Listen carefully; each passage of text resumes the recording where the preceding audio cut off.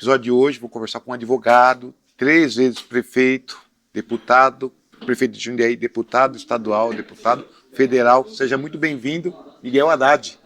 Muito obrigado, Daniel. É um prazer poder estar aqui com vocês. Miguel, você gosta de andar, ver como que tá a política em Jundiaí, ao seu ver? Política regional.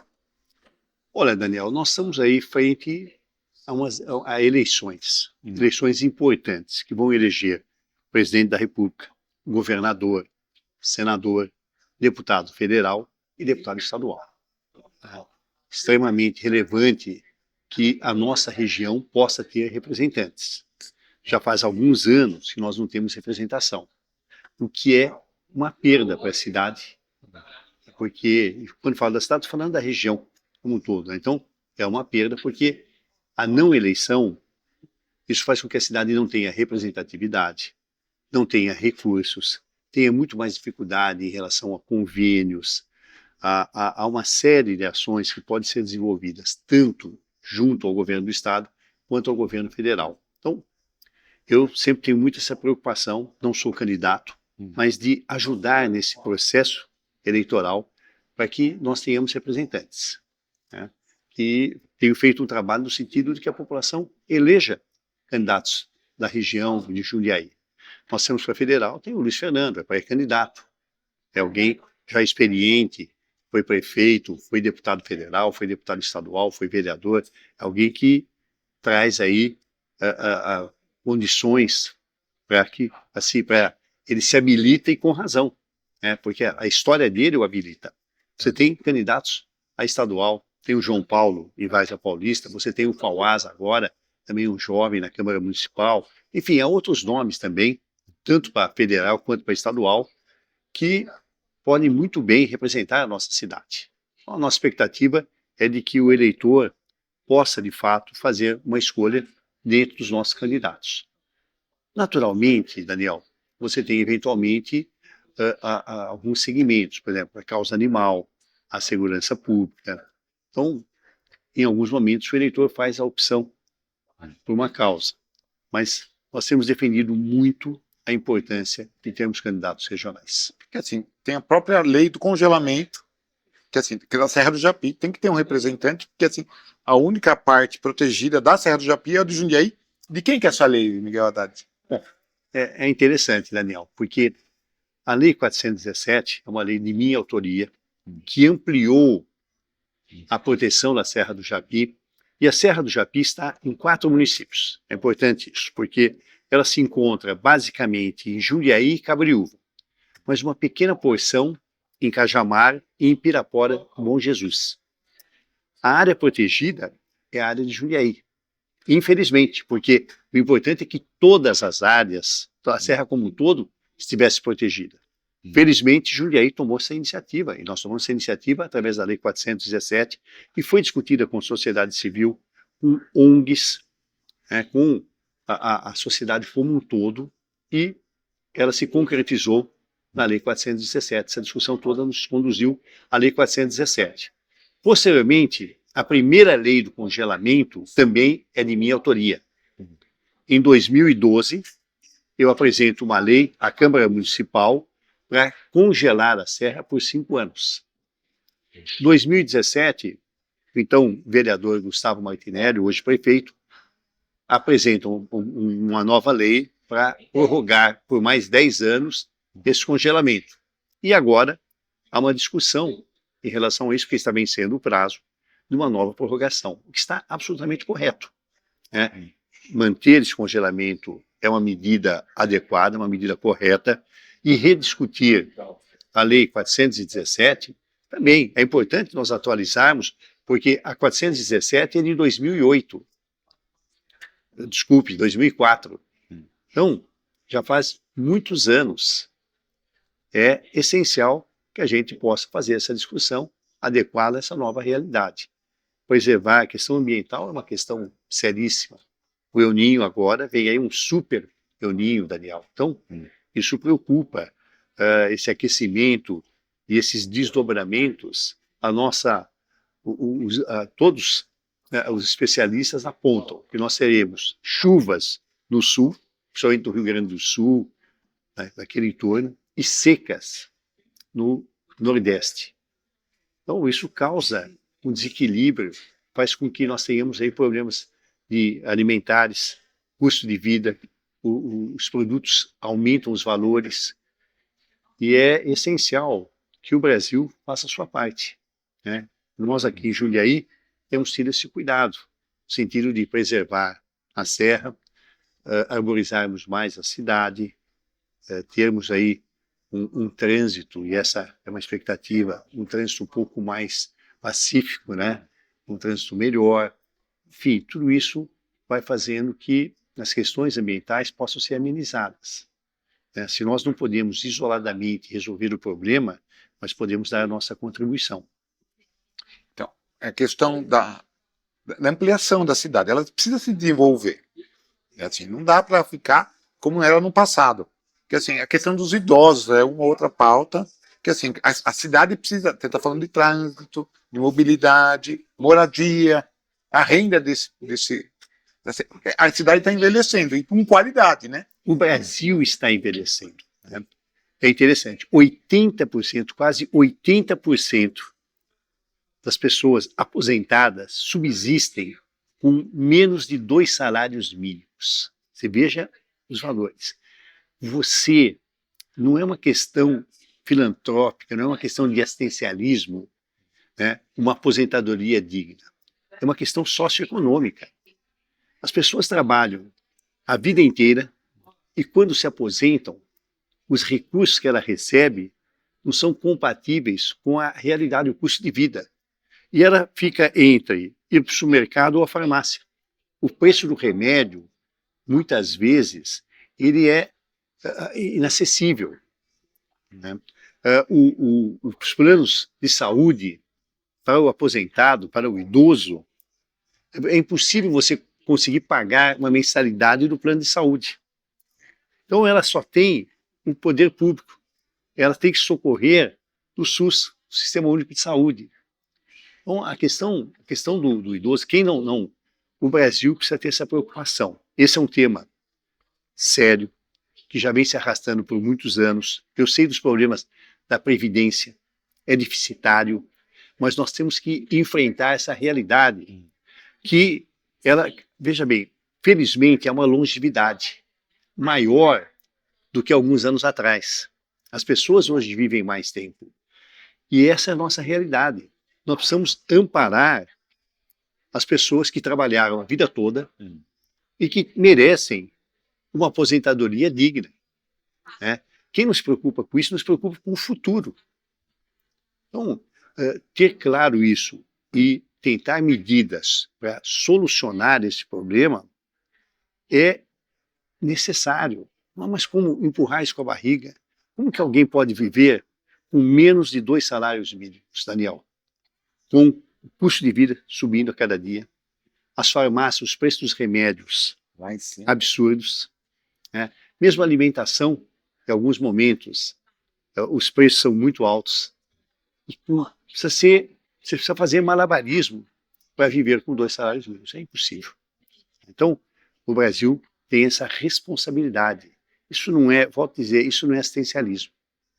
Isto é uma medida socioeconômica e justa. Uma medida justa, né? Nós temos que, inclusive, ao invés de penalizar o idoso, o convênio médico, para o idoso, o valor é maior. Por razões óbvias, o convênio entende que o idoso usa mais sistema de saúde. Mas você não pode penalizar o idoso. O sistema, ele tem que ter um equilíbrio. Talvez até cobrar um pouco mais de quem está iniciando, né, para que você tenha no idoso um equilíbrio. Os medicamentos têm que ser subsidiados para o idoso. Porque é quem mais utiliza medicamentos, é quem mais precisa, né? Nós temos que ter essa visão de que hoje a realidade ela exige, inclusive, uma atenção maior em função da longevidade. Assim, um programa de empreendimentos, né? Se a pessoa da terceira idade voltar ao mercado de trabalho, voltar a contribuir, um programa seria interessante, né, Miguel? Sem dúvida. E vou dizer uma coisa, voltar ao mercado de trabalho está virando uma exigência.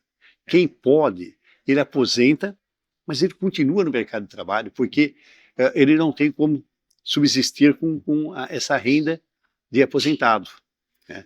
E criar essas condições é importante. A questão da habitação, né? A habitação, em relação ao idoso, tem que ser melhor discutida. Você precisa criar condomínios de idosos. O poder público, no mínimo, tem que incentivar isto. No mínimo, incentivar. É criar as condições para que o empreendedor possa ter interesse na implantação de condomínios de idosos. Não estou falando isso aqui de Jundiaí, estou falando do Brasil, né? Porque você não precisa de uma grande habitação, você não precisa de uma grande casa. Você precisa de uma casa pequena, mas com condições, com piso antiderrapante, com portas, uma maior segurança. Há algumas demandas específicas para o idoso, né? Um sistema de alarme, né? Para poder, frente a uma queda, alguma coisa, ter alguém que possa socorrê-lo, uma unidade de saúde mais próxima, uma farmácia, sabe? Há algumas condições, Daniel, que são necessárias. Nós temos discutido muito isso, exaustivamente essa questão. Eu visitei alguns condomínios de idosos, tenho conversado com a população idosa, né, no sentido de que quais são as suas demandas, quais são as suas necessidades e como o poder público pode ir ao encontro dessas demandas, essas soluções, né, buscar as soluções. Qual que seria um desafio daqui 5 ou 10 anos? Quais seriam mais os desafios? A população está envelhecendo, mas...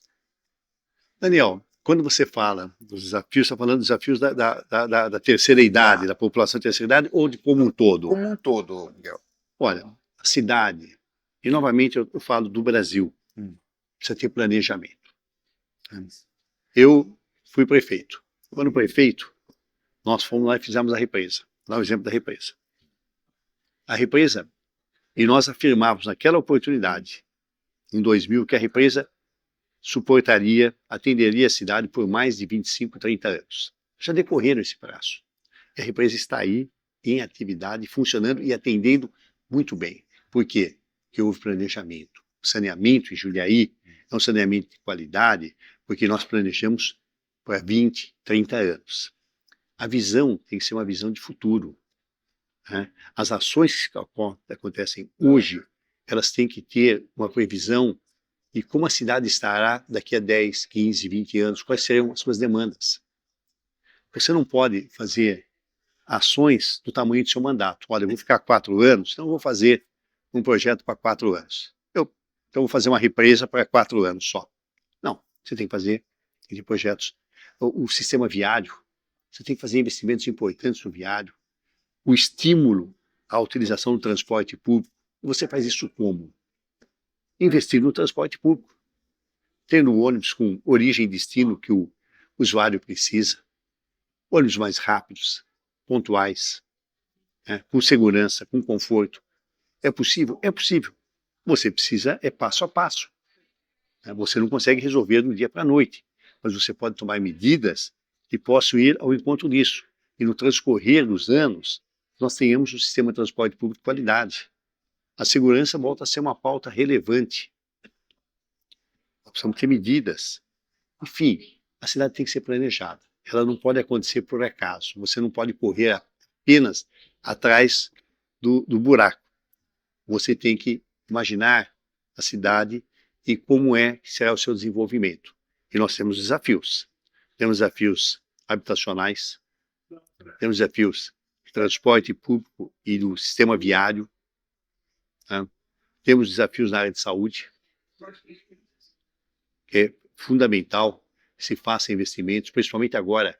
Nós falamos alguns instantes atrás da questão do idoso, e ele se socorre do sistema público com a longevidade. Isso faz com que a demanda seja maior no nosso sistema público de saúde.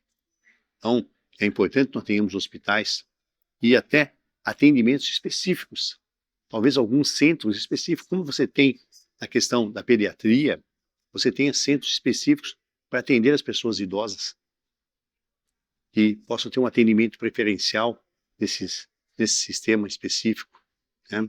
Então, Então, planejamento é fundamental. A cidade não pode caminhar sem rumo, porque senão é aquela história do gato e Alice no País das Maravilhas, né?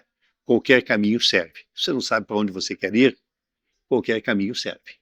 Você precisa saber para onde você quer ir, qual tipo de cidade que você quer, né? E quais são as ações que têm que ser desenvolvidas. Há muito o que se fazer, há muito, né? E isso é uma coisa constante. É buscar soluções, planejar, priorizar. Eu, quando deixei de ser prefeito, eu deixei 2 hospitais. Nós só tínhamos um quando eu assumi, que era o São Vicente. Nós deixamos o hospital universitário e o hospital regional. Né? Então, são medidas. Hoje, talvez tenhamos uma outra demanda, talvez uma nova demanda em termos de saúde, ou um novo hospital, ou então outras ações, né? UPAs, unidades de saúde, médico da família, enfim, né?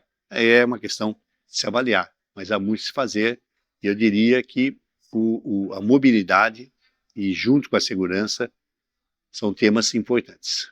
A questão da saúde, o professor Rodolfo, João Paulo, em Várzea Paulista, estão trazendo um hospital para a cidade. Vai desafogar um pouco, ou vai ajudar também, né? Vai sim. Rodolfo faz um ótimo trabalho como prefeito em Várzea, é uma referência importante, né? É um excelente prefeito, uma excelente pessoa, ele, o João Paulo, né? Faz uma grande dobrada ali em Várzea Paulista, tanto que se reelegeu aí com mais de 80%, votação estrondosa, né? E justa, né? Porque é o reconhecimento da população de Várzea pelo seu trabalho. E com a entrega do hospital, ele ameniza um pouco os problemas de Jundiaí, porque ele absorve uma parte dessa demanda que vem para o São Vicente, a partir do início das atividades, uma parte fica em Várzea e ele faz um encaminhamento. Então, é uma medida importante, professor. Eu visitei o hospital de Várzea, fiquei extremamente impressionado, Daniel, pela qualidade, pelo tamanho e pelos objetivos. Isso é planejamento, né? Ele afirmava que entregaria o hospital, que faria investimentos na área de saúde e está cumprindo nesse momento a promessa e ganha com isso Várzea e ganha toda a região lá. Assim, a região só tem a ganhar com tudo isso, né? Sem dúvida. Miguel, quero dúvida. agradecer a sua presença. É sempre bom conversar contigo. Eu ouvi você, a sua experiência. Quero agradecer e pedir para logo mais você volte, que a gente precisa ouvir sempre você. Daniel, eu que agradeço a você, às pessoas que nos assistem, né? Muito obrigado pela oportunidade, foi um imenso prazer e volto sim. Me convide que estarei presente. Muito obrigado, viu, Miguel?